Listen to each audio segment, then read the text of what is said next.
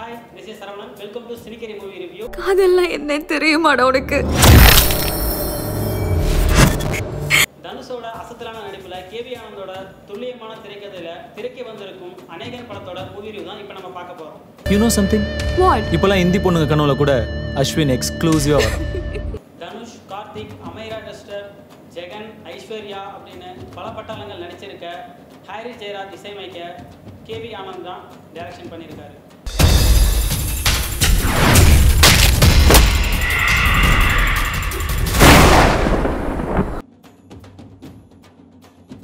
கார்த்திக்கோட game development கம்பெனியில் Dhanush, Amyra duster work பண்ணுறாங்க. Development டீமில் இருக்கிறவங்களுக்கு புதுசாக யோசிக்கணும், வித்தியாசமாக கேம் கண்டுபிடிக்கணும் அப்படின்றதுல ட்ரக்ஸ் கலந்த டேப்லெட்ஸை கொடுக்குறாங்க. இந்த டேப்லெட் ஏடகுடமாக ஒர்க் ஆகி பூர்வ ஜென்ம ஞாபகங்கள்லாம் வருது ஹீரோயினுக்கு. புக்ஸ் பார்த்த சினிமா யாரோ சொல்லி கேட்ட இன்ஃபர்மேஷன் எல்லாம் சேர்ந்து மூளையில குழம்பி கற்பனை கதையா வெளியே வருது. பூர்வ ஜென்மத்தில் தனுஷ், அமைரா டஸ்டர் கொல்லப்படுறாங்க.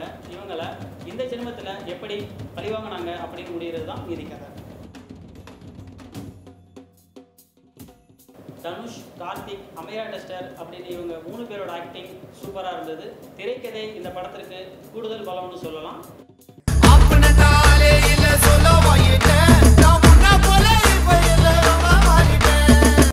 தங்கமாரி பாடல் சூப்பர் ஹிட். மற்ற பாடல்கள் எல்லாம் காதுக்கு இதமாக இருந்தது.